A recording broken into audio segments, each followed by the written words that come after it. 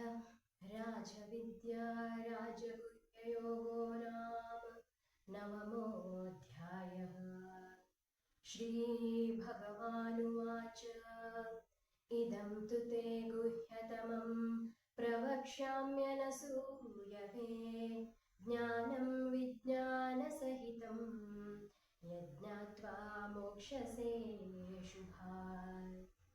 राजविद्या राजगुह्यं पवित्रमिदमुत्तमं प्रत्यक्षावगमं धर्म्यं सुसुखं कर्तुमव्ययम्।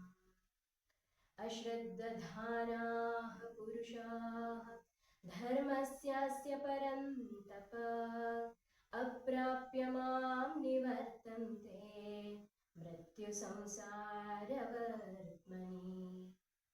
मया ततमिदं सर्वं जगदव्यक्तमूर्तिना मत्स्थानि सर्वभूतानि न चाहं तेष्वस्थितः न च मत्स्थानि भूतानि पश्य मे योगमैश्वरन् भूतभ्रन्न च भूतस्थो ममात्मा भूतभावनः।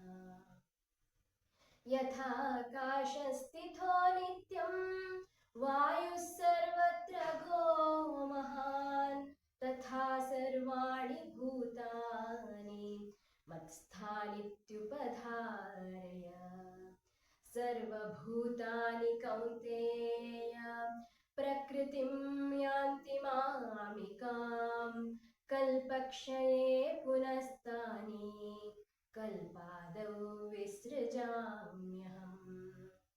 प्रकृतिं स्वामवष्टभ्य विसृजामि पुनः पुनः भूतग्राममिमं कृत्स्नम् अवशं प्रकृतेर्वशात्। न च मां तानि कर्माणि निबध्नन्ति धनञ्जय उदासीनवदासीनम् असक्तं तेषु कर्मसु। मयाध्यक्षेण प्रकृतिः सूयते सचराचरम् हेतुनानेन कौन्तेय जगद्विपरिवर्तते। अवजानन्ति मां मूढाः मानुषीं तनुमाश्रितं परं भावमजानन्तो मम भूतमहेश्वरम्। मोघाशामोघकर्माणो मोघज्ञानाविचेतसः राक्षसीमासुरीं चैव प्रकृतिं मोहिनीं शिताः। महात्मानस्तु मां पार्थ दैवीं प्रकृतिमाश्रिताः भजन्त्यनन्यभजसो ज्ञात्वा भूतादिमव्ययम्। सततं कीर्तयन्तो मां यतन्तश्च दृढव्रताः नमस्यन्तश्च मां भक्त्या नित्ययुक्ता उपासते। ज्ञानयज्ञेन चाप्यन्ये यजन्तो मामुपासते एकत्वेन पृथक्त्वेन बहुधा विश्वतो मुखम्। अहं क्रतुरहं यज्ञः स्वधाहमहमौषधम् मन्त्रोऽहमहमेवाज्यम् अहमग्निरहं हुतम्। पिताहमस्य जगतो माता धाता पितामहः वेद्यं पवित्रमोङ्कार ऋक्सामयजुरेव च। गतिर्भर्ता प्रभुः साक्षिः निवासः शरणं सुहृत् प्रभवः प्रलयः स्थानं निधानं बीजमव्ययम्। तपाम्यमहं वर्षं निगृह्णाम्युत्सृजामि च अमृतं चैव मृत्युश्च सदसच्चाहमर्जुन।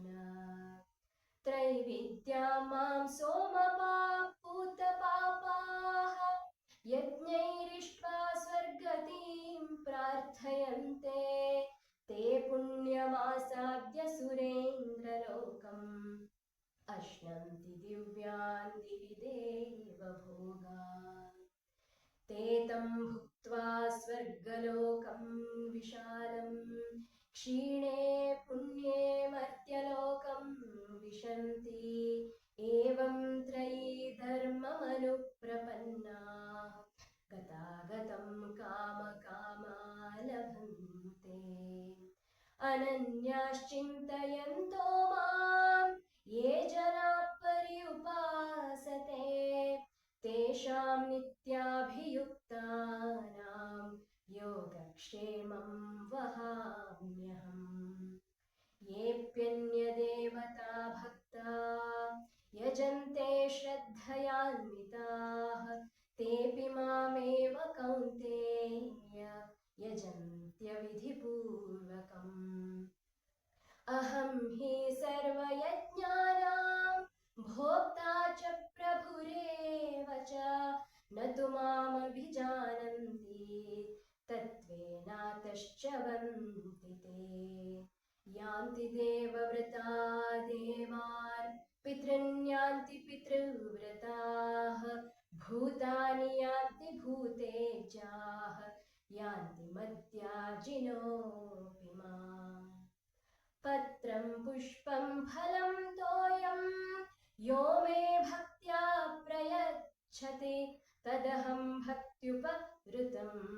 अश्नामि प्रयतात्मनः यत्करोषि यदश्नासि यज्जुहोषि ददासि यत्तपस्यसि कौन्तेय तत्कुरुष्व मदर्पणम् शुभाशुभफलैरेवं मोक्षसे कर्मबन्धनैः सन्न्यासयोगयुक्तात्मा विमुक्तो मामुपैष्यसि समोऽहं सर्वभूतेषु न मे द्वेषोऽस्ति न प्रियः ये भजन्ति तु मां भक्त्या मयि तेषु चाप्यहम् अपि चेत् सुदुराचारो भजते मामनन्यभाक्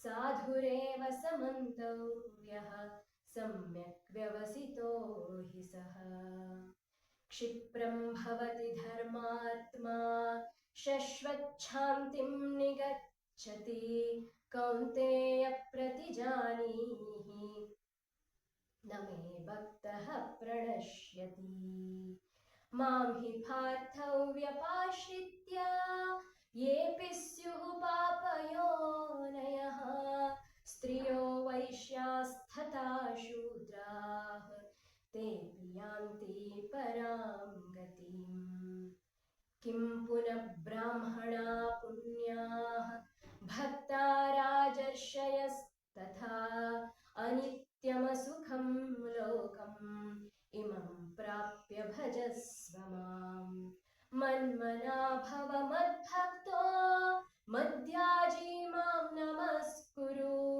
मामे वैष्यसि युक्त्वैवम् आत्मानं यत्परायणः ॐ तत्सदिति श्रीमद्भगवद्गीतासु उपनिषत्सु ब्रह्मविद्यायां योगशास्त्रे श्रीकृष्णार्जुनसंवादे राजविद्या राजगुह्ययोगो नाम नवमोऽध्यायः।